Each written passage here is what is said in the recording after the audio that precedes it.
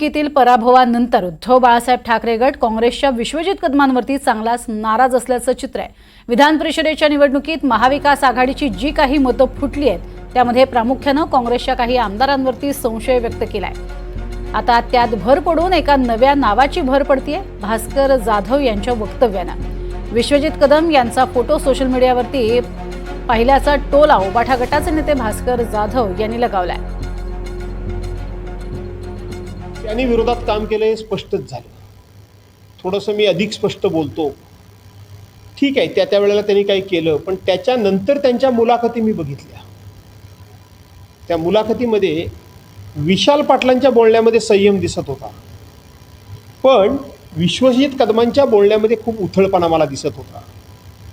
उथळपणा इतका होता की त्यांनी एक प्रकारे तो वाघ बिग नाचवणं वगैरे जे काही केलं हे मला वाटतं शिवसैनिकांना रुचलेलं नाही। याचा अर्थ ते काँग्रेसने केलं असं आम्ही मानत नाही, ते विश्वजित कदमांनी केलंय एवढंच मी तुम्हाला सांगतो।